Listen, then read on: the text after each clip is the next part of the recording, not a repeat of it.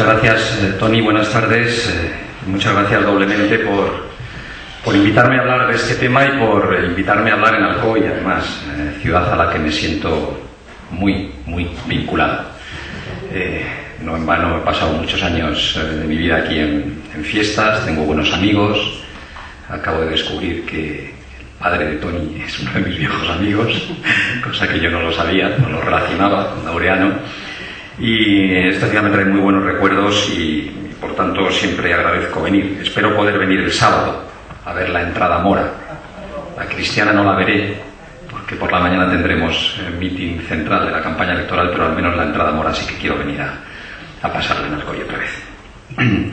Bueno, esto no es un meeting, esto es pretendo que sea una reflexión sobre el tema del problema de la corrupción en la Comunidad Valenciana, porque me parece que más que criticar el fenómeno de la corrupción, cosa que hacemos ya suficientemente, lo que hay que hacer es un poco reflexionar sobre por qué se ha producido, en qué contexto ideológico, político se ha producido, qué formas ha seguido en la Comunidad Valenciana y qué se puede hacer, o al menos qué voluntad hay de acabar con ella.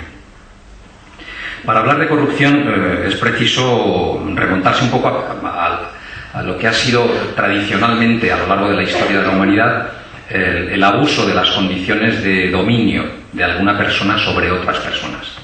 El dominio siempre implica aprovecharse de lo que los demás tienen o hacen en beneficio propio. Yo creo que, entre otras cosas, la humanidad inventó la democracia para poner límite a los abusos que esas situaciones de dominación de unos seres humanos sobre otros estaban produciendo. La democracia ha puesto esos límites, ha permitido que el poderoso, que el poder esté acotado, esté limitado, esté controlado por la mayoría de los ciudadanos y, por tanto, en democracia los fenómenos de corrupción que se producen son fenómenos singulares, son accidentes. Sin embargo, en la Comunidad Valenciana, que constituye una sociedad con carácter formal democrático, la corrupción no es un accidente, no son una colección de accidentes, no son unos hechos singulares. La corrupción es un fenómeno transversal. Basta con echar una mirada a este panel que tenemos detrás y vemos como desde la primera magistratura de la Comunidad Valenciana, entendiendo esta por el presidente de la Generalitat, hasta alcaldes o concejales de pueblos de la provincia de Alicante, Castellón o Valencia, se producen fenómenos de corrupción en instituciones dominadas fundamentalmente, no exclusivamente, pero fundamentalmente por el Partido Popular. Por lo tanto, este carácter sistémico de la corrupción en la Comunidad Valenciana en los últimos años requiere algún tipo de reflexión. Yo situaría el origen, sin ninguna duda, en la falta de cultura democrática de la derecha española. Gran parte de los sectores de la derecha española se encontraron con la democracia. No buscaron la democracia. Vivían razonablemente bien o razonablemente tranquilos durante el franquismo y hubo una serie de movimientos sociales que empujaron al país hacia la democracia. Y estos sectores de la derecha que vivían razonablemente bien bajo el franquismo, aceptaron el sistema democrático, entre otras razones porque el sistema democrático ha permitido a este país desarrollarse, crecer, etcétera, etcétera. Pero ideológicamente, en muchos sectores de la derecha española, las raíces del franquismo siguen estando presentes. Y yo me quiero referir fundamentalmente a una de ellas. El franquismo construyó la teoría del espíritu nacional español.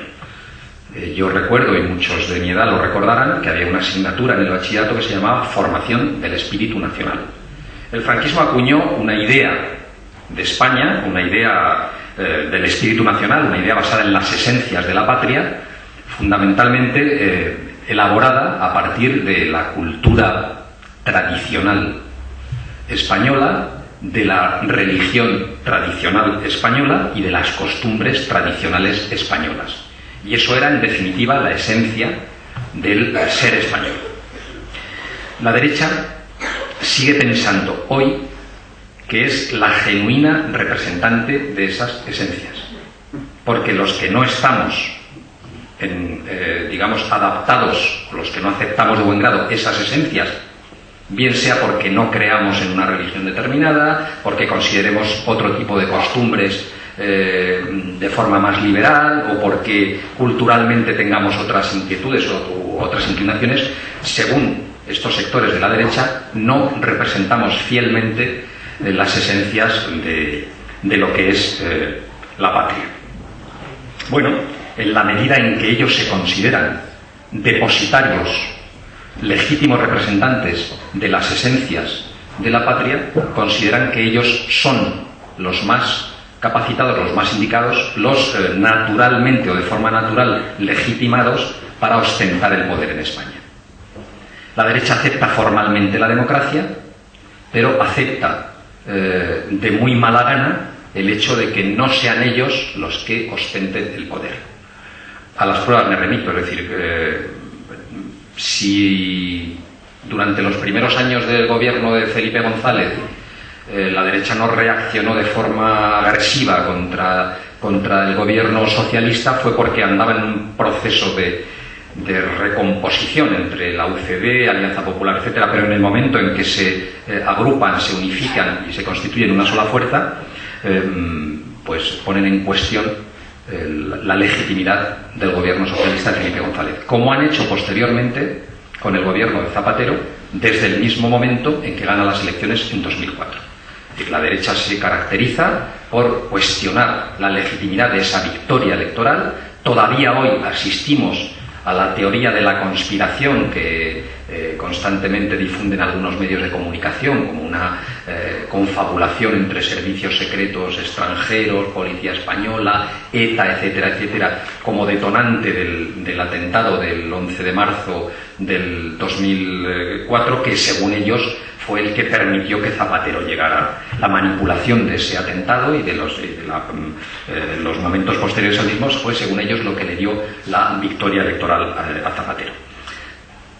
Para la derecha, por tanto, lo natural es que ellos ocupen el poder. Y para ocupar el poder entienden que están legitimados para utilizar cualquier método para ocupar en democracia ese poder. Para ellos la democracia es una formalidad electoral que hay que cumplir cada 4 años y cualquier alternativa estratégica es buena para acceder a ese poder. Lo vemos todos los días, es decir, la derecha sigue utilizando temas, digamos que son temas de Estado, que deberían ser temas de consenso, como el terrorismo, como los nacionalismos, y desde luego sigue utilizando cualquier tipo de instrumento, como es el criticar al gobierno español fuera de España, algo que en condiciones normales nadie en una situación democrática normalizada hace. El hecho de que ellos se consideren los depositarios naturales del poder les legitima para pensar, como decía anteriormente, que cualquier método es bueno para ocuparlo. Y eso establece una licencia moral para la utilización de determinadas prácticas para ganar unas elecciones o para conservar el poder después de unas elecciones. Yo llamo la atención, por ejemplo, sobre, y lo digo porque viene en relación con lo que explicaré a continuación, lo que decía Esperanza Aguirre hace unos días. Esperanza Aguirre exculpaba a Camps porque, según ella, y decía, hasta donde yo conozco, además se curaba en salud, decía, no se ha enriquecido. Por tanto, ¿qué quería esto decir? Que para la derecha el utilizar determinados mecanismos de corrupción política o administrativa, si no son para enriquecerse personalmente, no tienen por qué tener reproche. Es decir, la utilización de la corrupción para la victoria política no tiene reproche, solamente si es para enriquecerse. Esa licencia moral, en mi opinión, viene de la concepción que decía anteriormente que tiene de su legitimidad para ocupar permanentemente el poder. En la Comunidad Valenciana, además de estos sustratos ideológicos que están detrás de las opiniones de los que dirigen el Partido Popular, hay otras características que tienen que ver con lo que ha sido su práctica política en los últimos años. El Partido Popular ha construido su dominación política desde el año 95 a partir de una utilización de lo que se conoce en ciencia política como neopopulismo, y si profundizando un poquito más como neopopulismo excluyente. Es decir, dominar políticamente a los ciudadanos supone ganarse su voluntad. Pero uno no se gana la voluntad de la gente simplemente pidiéndosela, diciéndole, oye, haz lo que yo te diga, ¿no?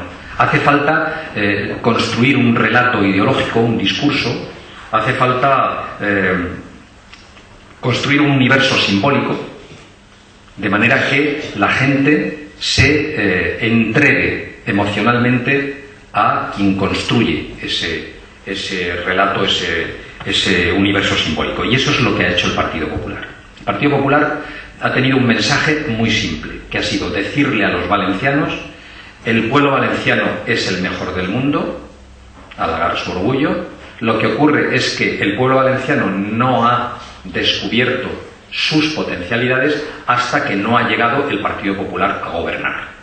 Con los socialistas vivíamos en el ostracismo, en el abandono, no destacábamos. Con nosotros, con el Partido Popular, sí que se destaca. Y eso se ha construido, ese mensaje se construye a base de colocar una serie de símbolos que además se exaltan convenientemente y que permiten explicarle a la gente que somos los mejores.